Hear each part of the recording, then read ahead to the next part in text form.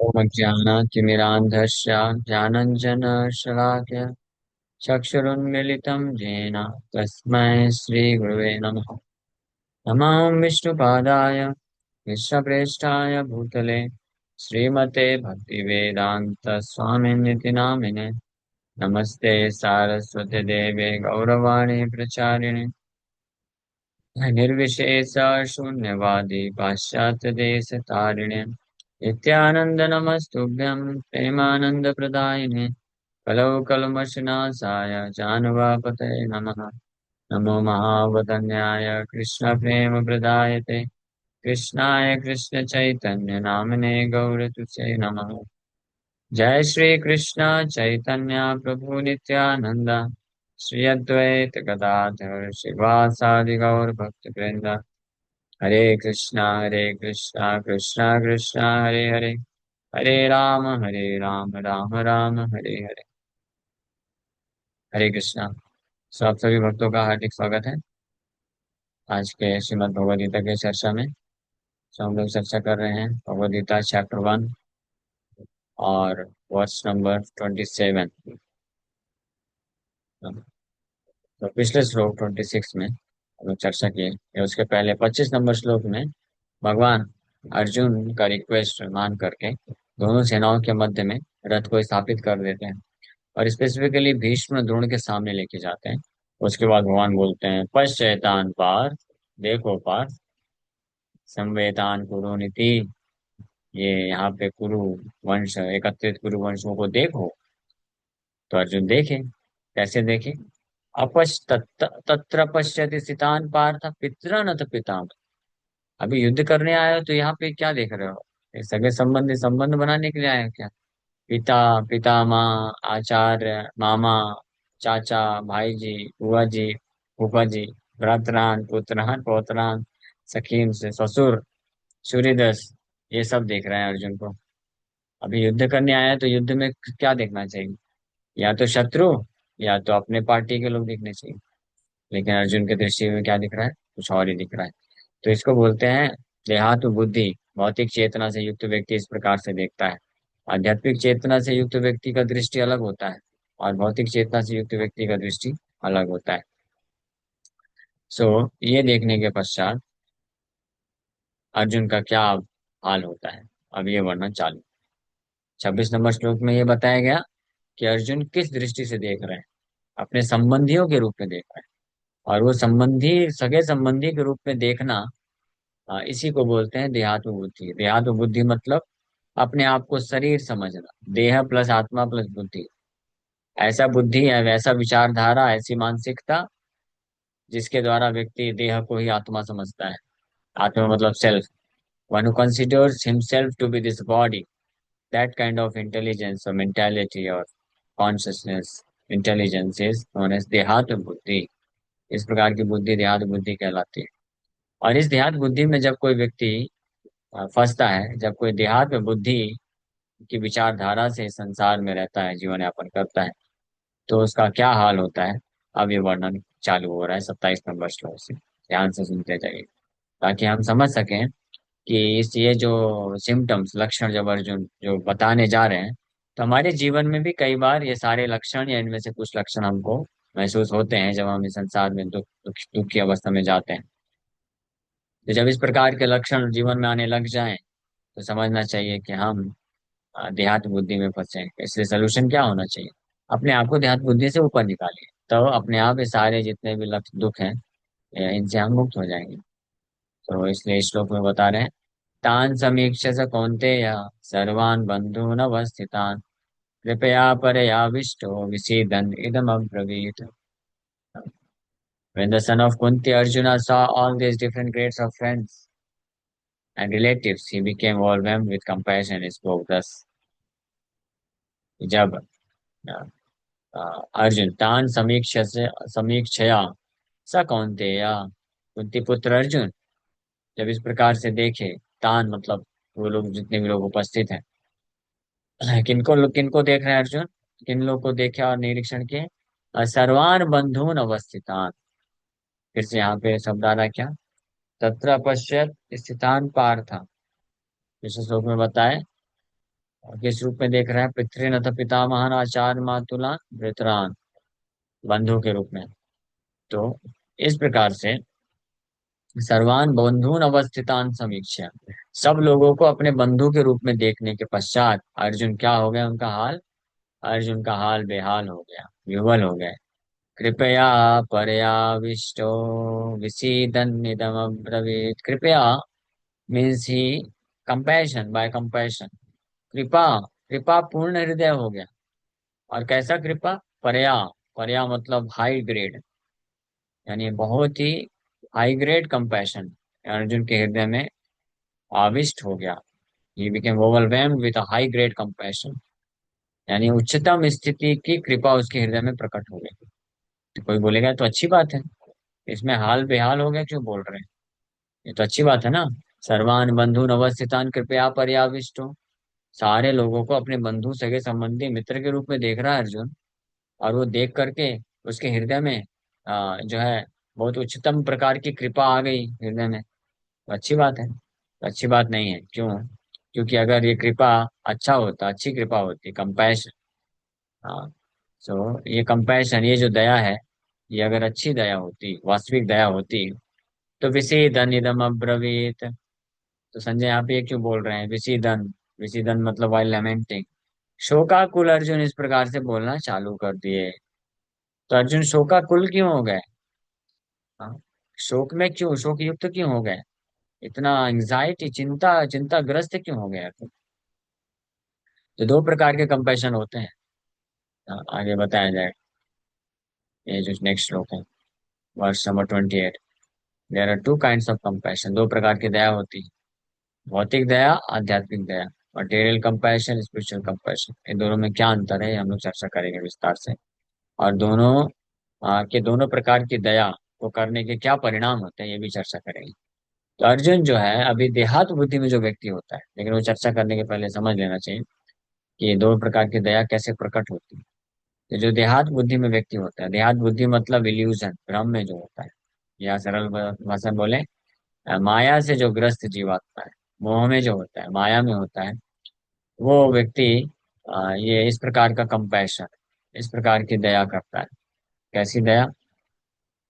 आ, देहात बुद्धि, material compassion.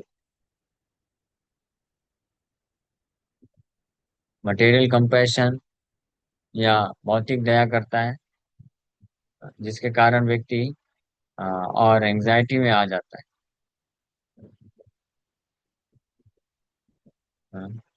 Anxiety, ये भौतिक दया जब कोई व्यक्ति करता है, तो इसके फलस्वरूप वो जो है विषीदन, शोकाकुल हो जाता है, भय, भयभीत हो जाता है, और एंजाइटी, चिंताग्रस्त हो जाता है, ज्ञान बुद्धि का। और जब कोई आध्यात्मिक दया करता है, आध्यात्मिक दया मतलब आत्म साक्षात्कार की स्थिति में रह करके जब कोई दया करता है, तो उसको आध्यात्मिक दया बोलते हैं, स्पिरिचुअल कंपैशन बोलते हैं। और उसके कारण व्यक्ति जो खुद भी जो है आध्यात्मिक प्रगति करता है, आध्यात्मिक आनंद में होता है, और जिसके ऊपर दया करता है उसको भी आध्यात्मिक जीवन मिलता है, आध्यात्मिक आनंद प्राप्त करता है।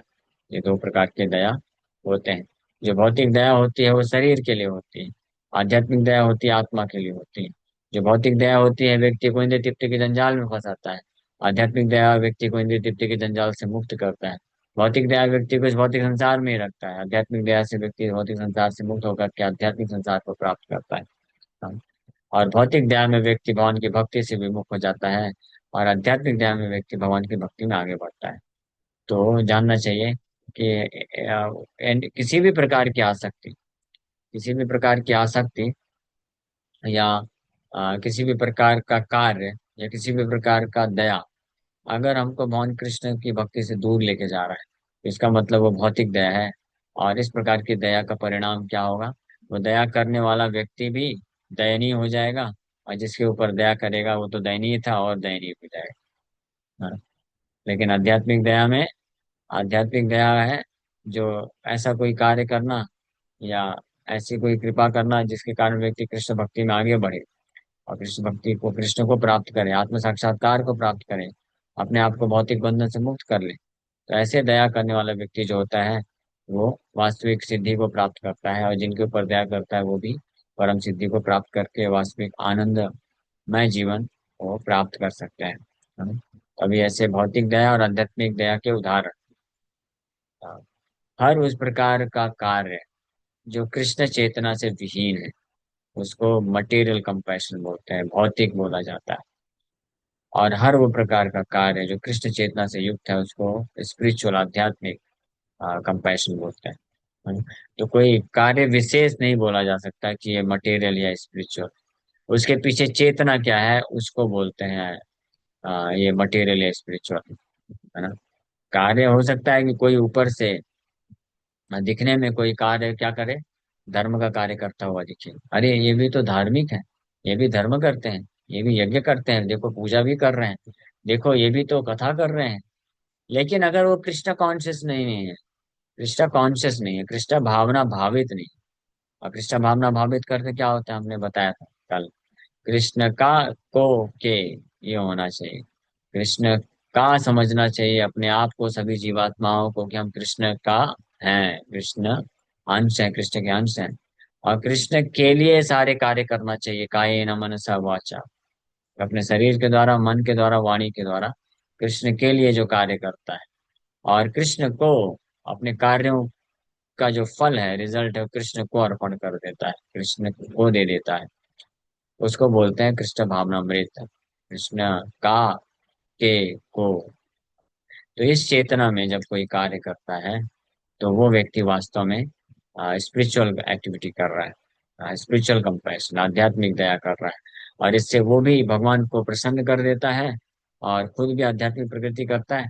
और जिसके प्रति कंपैशन कर रहा है, जिसके ऊपर दया कर रहा है या जिसके लिए कर रहा है, और उसको भी कृष्ण की कृपा मिलती है और वो भी आध्यात्मिक जीवन में उन्नति करता है।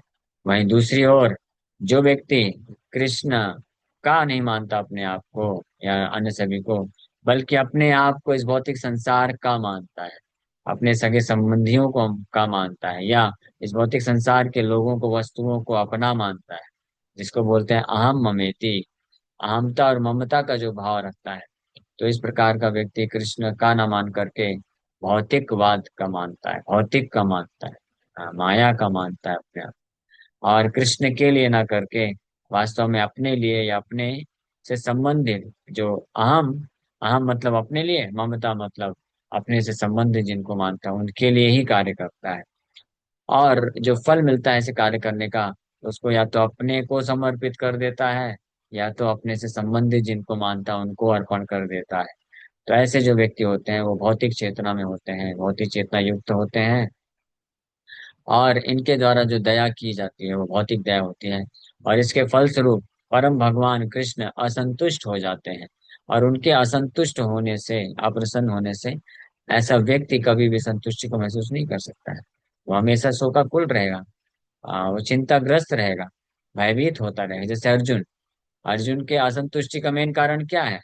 अर्जुन तो हालांकि बहुत कंपैशन कर रहा है, दया कर रहा है, मुझे राज्य नहीं चाहिए, मुझे कोई सुख नहीं चाहिए, भिक्षा में पापी है लोके, भिक्षा मांग करके मैं जीवन यापन कर लूंगा।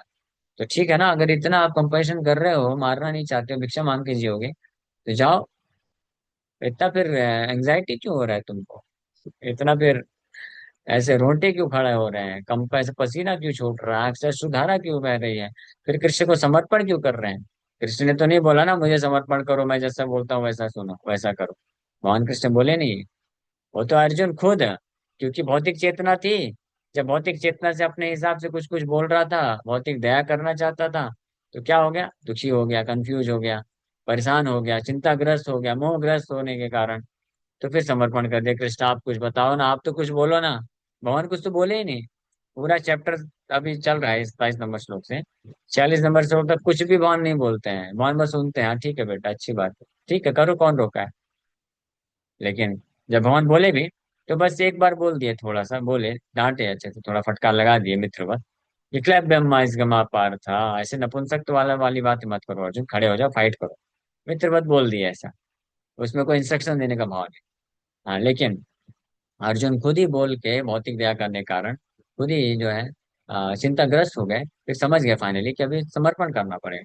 समर्पण कर दिए, फिर भगवान टीचर बन करके आदेश देना चालू करते हैं, ज्ञान देना चालू करते हैं।